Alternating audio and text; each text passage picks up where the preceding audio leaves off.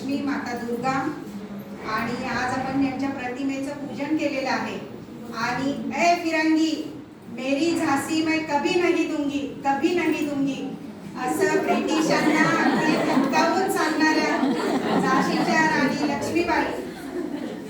तसंच माझ्या जीवनामध्ये एकूण 2 आयडॉल्स माझ्या जीवनात आयुष्यामध्ये नेहमी मला आवडतात. त्यांना फॉलो करावं, आपण त्यांच्यासारखं वागण्याचा प्रयत्न करावा असं नेहमी माझ्या मनामध्ये असतं. असे 2 आयडॉल्स, एक तर पहिल्या म्हणजे बावनकशी सुरांच्या स्वरसम्राज्ञी गानकोकिळा लता मंगेशकरजी, स्वर्गीय लता मंगेशकरजी. आणि दुसरा माझा आदर्श आहे कोमलता आणि कडकपणा यांचा अगदी सुरेख संगम असणाऱ्या सुषमा स्वराज. दोघीही स्वर्गीय आहेत. लता दिदींनाही या निमित्ताने लता दिदींचं आणि त्या दोघींचं स्मरण करते.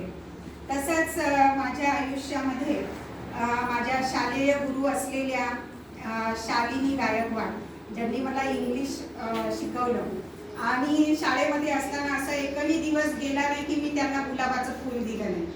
10वी पर्यंत मी रोज त्यांना एक गुलाबाचं फूल द्यायचं म्हणजे द्यायचंच.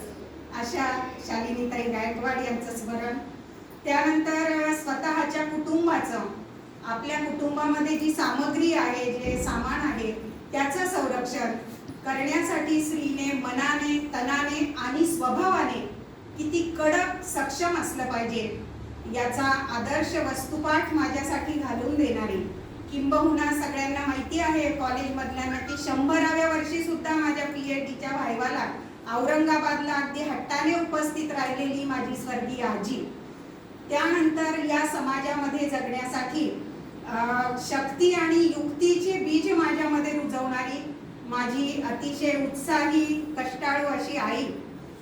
तसंच बघा, दिवंगत असणाऱ्या, अदृश्य असणाऱ्या, परंतु कधीही संघर्षाचे क्षण येतात, कधी आनंदाचे, सुखाचे क्षण येतात, त्यावेळेला अशी अनुभूती होते की ह्या माझ्या पाठीमागे खंबीरपणे उभ्या आहेत. अशा माझ्या सासूबाई स्वर्गीय नलिनी.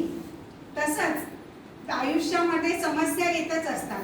कुठलीही कठीणातली कठीण समस्या असेल, कधी आर्थिक असेल, कधी सामाजिक असेल, कामाच्या ठिकाणची असेल, तर अगदी कठीणातल्या कठीण, अवघडातल्या अवघड समस्येवरचं उत्तर असणाऱ्या माझ्या कर्तृत्ववान बहिणी. त्यानंतर माझ्या कुटुंबातच असणाऱ्या माझ्या 2 जावा. आणि विशेष मला सांगायचं आहे की माझ्या अतिशय कडक रागीट स्वभावाला, तसंच माझ्या अतिशय विनोदी स्वभावाला अनेक वेळेला आवर घालणारी माझं कन्यारत्न, प्राणप्रिय कन्या शिंपली. त्यानंतर अर्थातच सांगायला मी विसरणार नाही, कितीही ताणतणाव असेल, चिंतेचे प्रसंग खूप असतात आयुष्यामध्ये, तर या सगळ्यावर अतिशय गुणकारी, अतिशय तात्काळ उपलब्ध होणारं आणि पटकन लागू होणारं असं औषध म्हणजे माझ्या व्यासपीठावरील दोघींसह माझ्या सर्व मैत्रिणी आणि सख्या. या सर्व स्त्री शक्तीला आजच्या या महिला दिनी त्रिवार शतशः वंदन करते आणि माझ्या वाणीला आरंभ करते. खरं तर हे कवी संमेलन आहे, फार मी बोलणार नाही. ती 2च गोष्टी मोजक्या मी सांगणार आहे आणि नंतर माझी कविता, माझी नाहीये कविता, भावलेली कविता सादर करणार आहे, पण गाऊन सादर करणार आहे. तर 2च गोष्टी मला विशेष सांगायच्या आहेत.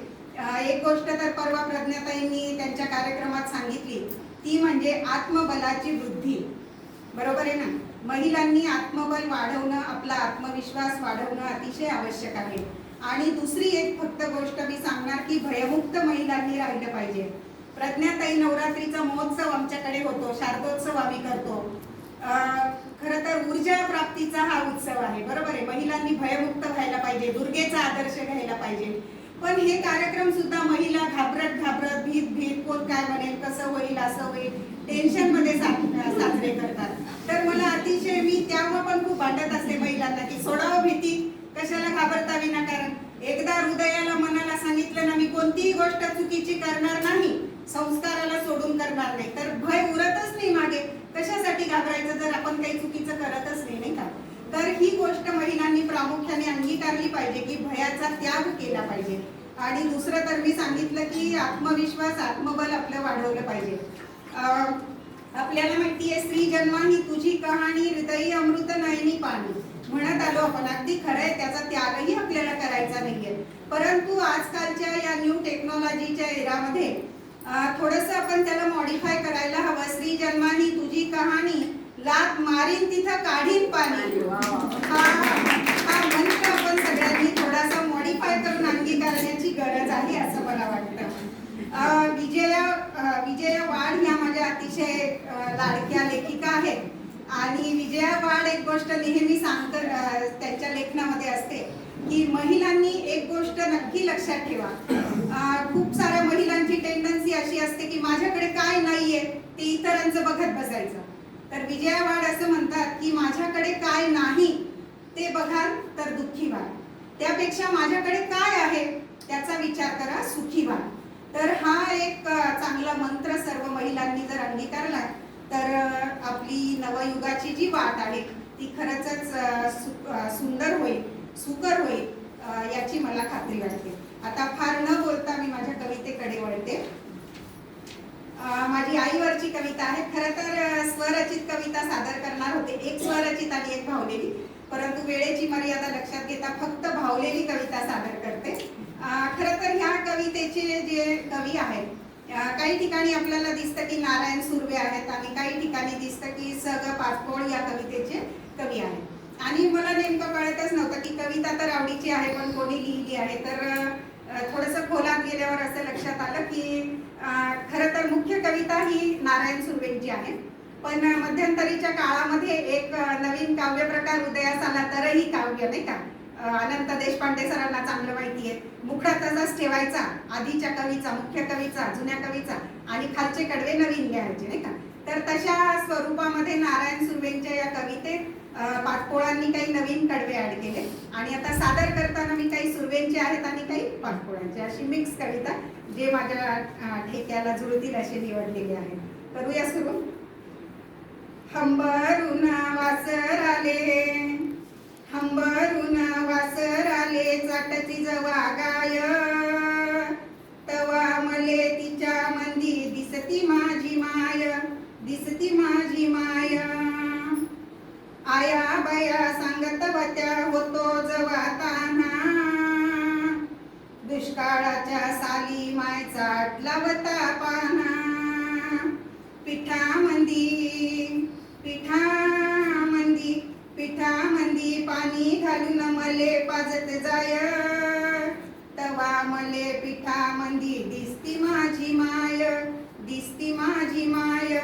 हंबरून वासर आले, सुट्टी मंदी जवा मी येत होतो घरी, उष्ण पासना आणून खाऊ घाली नाना परी. अरे करू नको, अरे करू नको, अरे करू नको घाई म्हणा पोटभर खाय, तवा मला अन्ना मंदी दिसती माझी माय, दिसती माझी माय. हंबरून वासर आले, कन्या काट्या जायले माय जाये राणी, पायात नसे वाहन साधी हिंडे अनवाणी. काट्या कुट्या काट्या कुट्या काट्या कुट्यालाही तिचा मोजत नसे पाय, तवा मले काट्या मंदी दिसती माझी माय, दिसती माझी माय. हंबरून वासर आले, दारू पिऊन मायले रोज मारे माझा बाप, थर थर कापे माय लागे तिला धाप. कसायाच्या कसायाच्या कसायाच्या दावणीले बांधली जशी गाय, तवा मले गाई मंदी दिसती माझी माय, दिसती माझी माय.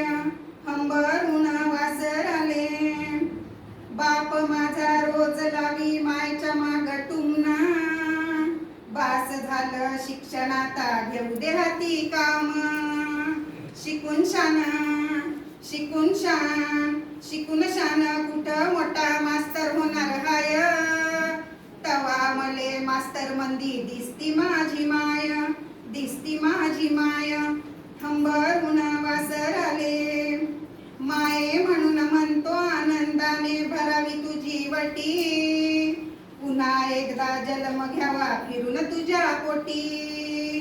तुझ्या चरणी, तुझ्या चरणी, तुझ्या चरणी ठेवून माथा धराव तुझ पाय, तवा मले पायामंदी दिसती माझी माय, दिसती माझी माय.